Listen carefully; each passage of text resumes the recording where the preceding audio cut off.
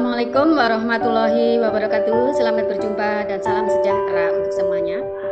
Perkenankanlah, saya Heri Rizkyani, CGP Angkatan 8. Perkenankan saya untuk memberi kesimpulan dan refleksi terhadap pemikiran Ki Hajar Dewantara dalam menjawab beberapa pertanyaan yang kami pelajari. Baiklah, pertanyaan-pertanyaan yang ada di modul 1.1 yaitu apa yang Anda percaya tentang murid dan pembelajaran di kelas sebelum Anda mempelajari modul 1.1. Apa yang berubah dari pemikiran atau perilaku Anda setelah mempelajari modul ini? Apa yang dapat segera Anda terapkan lebih baik agar kelas Anda mencerminkan pemikiran Ki Hajar Dewantara? Baiklah, saya di sini akan memberi kesimpulan, merefleksikan terhadap pertanyaan-pertanyaan ini. Awal pemikiran saya tentang murid yaitu 1. Saya menganggap murid-murid saya bagaikan kertas putih yang nantinya akan saya beri tulisan, hiasan, warna yang lebih baik. Jika saya latih dengan sungguh-sungguh, anak akan seperti yang saya harapkan. Saya lebih banyak menuntut anak agar dapat tumbuh dan berkembang sesuai dengan didikan saya. Saya banyak kecewa ketika murid-murid saya tidak berhasil dengan harapan saya. Memaksakan kehendak dan murid mudah jenuh dan tidak nyaman. Itu poin-poin yang telah saya lakukan sebelum saya mempelajari modul 1.1. Dulu saya adalah guru kelas 6 kurikulum KTSP. Kelas 6 dulu masih ujian nasional, maka semua guru-guru berlomba-lomba bagaimana caranya agar murid-muridnya nilainya bagus. Maka dengan begitu, jika muridnya nilainya bagus, maka akan mendapatkan sanjungan. Maka guru-guru yang berambisi akan melakukan hal-hal yang tidak terpuji dengan cara tidak jujur. Antara lain, dengan cara agar murid-muridnya selama ujian disuruh izin ke belakang, dan di belakang sudah diberi tulisan-tulisan jawaban dari gurunya dan muridnya mencontoh. Selain itu, ada juga guru yang berambisius membuka lembar ujian sebelum waktunya dan memberikannya pada waktu les. Begitu agar anak didiknya itu bernilai bagus dan dirinya dapat sanjungan, star reward. Alhamdulillah, meskipun saya kurang pengalaman, meskipun saya dianggap kurang berilmu, tapi saya alhamdulillah memiliki prinsip dari didikan orang tua saya untuk menjadi manusia yang jujur. Meskipun dalam waktu itu orang berlomba-lomba mengejar nilai yang bagus untuk siswa-siswanya, saya berketetapan dan percaya kepada Allah.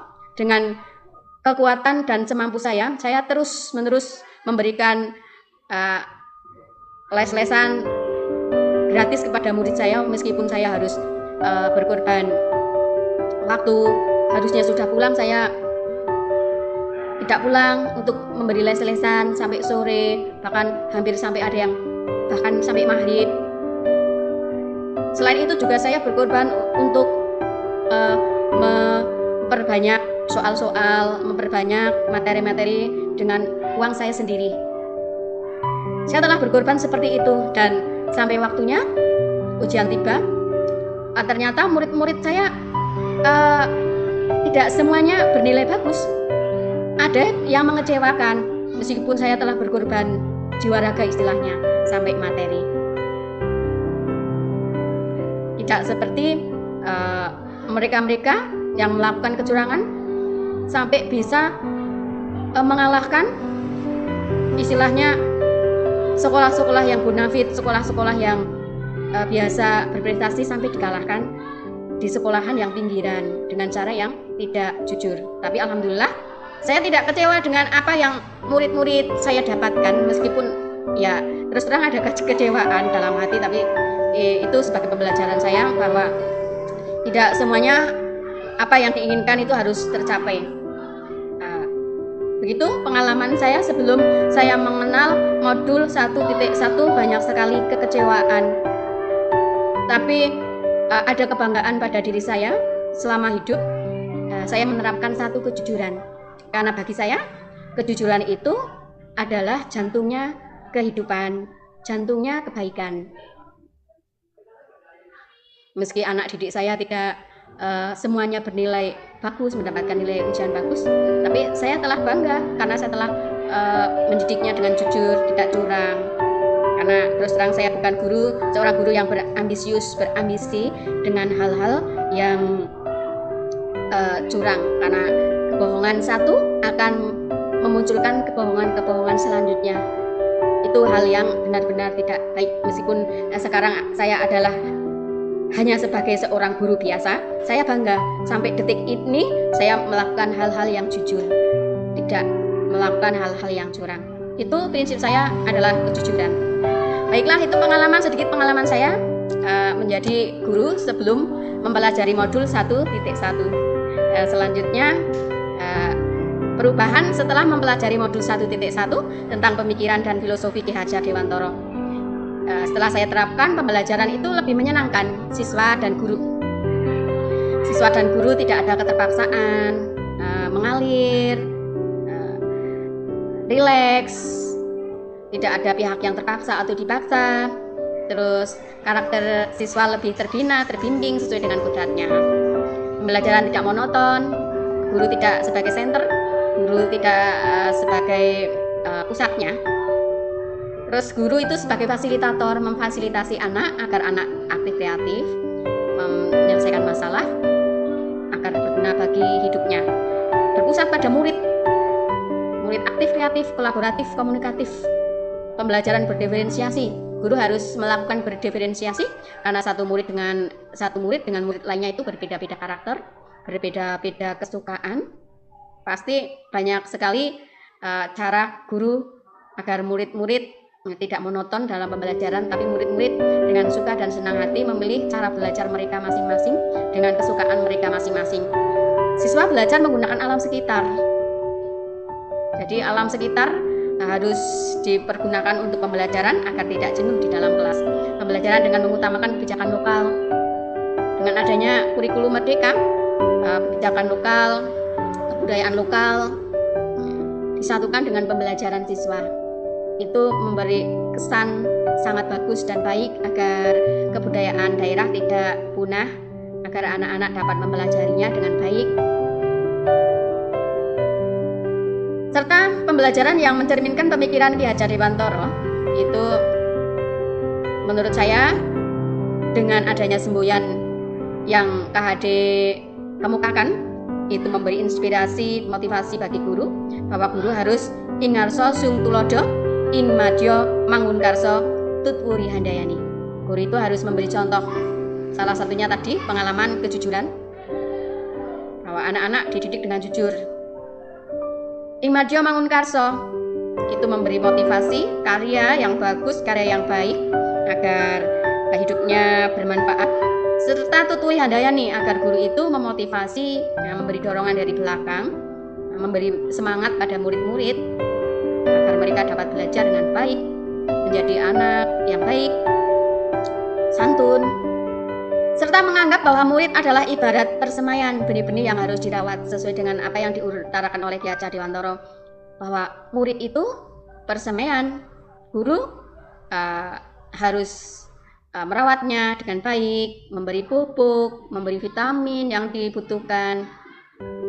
Jika ada halangan, rintangan, ada ibaratnya gulma harus diberantas dengan baik, dengan tepat.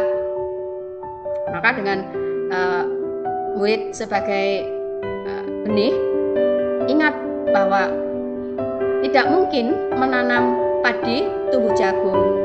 Itu diibaratkan murid yang memiliki karakter kodratnya, tidak mungkin misalnya murid sukanya menggambar malah dipaksa menulis banyak. Murid yang sukanya bercerita malah dipaksa menggambar dan lainnya. Jadi Guru harus memiliki inovasi bagaimana cara menyampaikan ilmu dengan berbagai metode alat sesuai dengan diferensiasi, serta memanusiakan manusia. Murid dimanusiakan, belajar dengan dimanusiakan, agar murid itu merasa senang, bangga, dihargai. Jadi murid sebagai senter, sebagai pusat, guru sebagai fasilitator, murid diarahkan, serta menggunakan sistem among. Guru memomong murid seperti anaknya sendiri, dimomong, diemong dengan sepenuh hati, tidak dibeda-bedakan. Tidak satu disayangi, yang lain tidak disayangi, itu tidak boleh, karena guru harus menjadi asah asih asuh. Terus menerapkan filosofi menuntun. Jadi guru menuntun, ya, tidak menuntut tapi menuntun. Anak diibaratkan seperti kertas yang penuh dengan tulisan samar, yang guru-guru harus memberi penebalan, mana yang baik ditebalkan, mana yang tidak baik maka bisa dihapus, tidak boleh ditebalkan. Jadi guru menuntun ke jalan yang baik dan benar, mengarahkan agar lebih berkembang, tumbuh dengan baik sesuai dengan karakternya, tingkah lakunya, sopan santunnya. Pendidikan yang berkebudayaan dengan menerapkan budaya lokal, maka murid-murid akan belajar sesuai dengan zamannya, kodrat zaman, kodrat lingkungan. Anak-anak Indonesia maka belajarnya di lingkungan Indonesia. Indonesia itu berbagai macam kebudayaan yang ada, maka anak-anak disesuaikan dengan kebudayaan lokal yang ada. Sesuai dengan zamannya, anak-anak Indonesia tidak mungkin diberi materi seperti anak-anak yang di Jepang. Misalnya kalau di Jepang kan senternya teknologi, karena di sana mungkin tidak ada pertanian. Kalau Indonesia itu banyak pertanian karena negara agraris, maka lebih baik anak-anak kita dididik sesuai dengan lingkungan kita. Lingkungan kita agraris, anak-anak lebih dominan pada agraris. Meskipun dalam pengelolaannya menyangkut dengan teknologi, itu sesuai dengan kodrat zamannya, mengikuti perkembangan zaman teknologi, maka kita dapat menerapkan teknologi agraris. Begitu yang harus diterapkan dalam pembelajaran anak-anak didik saya di sini sesuai dengan pemikiran Ki Hajar Dewantoro. Insya Allah saya akan berusaha menerapkan apa yang Ki Hajar Dewantoro ajarkan. Itu menurut saya sudah tepat, tinggal kita mengelolanya sebagai generasi pendidik. Harus mampu membedakan kita budayanya apa. Jangan hanya mencontoh budaya luar negeri. Kita contoh tanpa penyaringan, tanpa koreksi. Maka sebaiknya orang Indonesia yang berbudaya Indonesia karakternya gotong royong, kerjasama, maka kita terapkan dengan hal-hal yang baik sesuai dengan Pancasila yang sebagai dasar negara kita. Insya Allah itu sejalan dengan pemikiran KHD. Terima kasih, begitu jawaban dari saya atas kesimpulan dan refleksi terhadap pembelajaran modul 1.1 tentang filosofi pendidikan menurut Ki Hajar Dewantoro. Menurut saya sudah bagus, baik, dan benar. Yang harus saya ikuti, saya pelajari lebih dalam, lebih mendalam, agar anak-anak didik saya tumbuh sesuai dengan zaman dan kodratnya, sesuai dengan pembelajaran merdeka, pendidikan berkebudayaan. Semoga saya dapat menerapkannya dengan baik dan benar. Begitu, terima kasih. Apabila ada kekurangannya, tutur kata yang kurang tepat atau salah-salah kata, saya mohon maaf yang sebesar-besarnya. Wabillahi taufiq wal hidayah. Wassalamualaikum warahmatullahi wabarakatuh. Sampai jumpa kembali.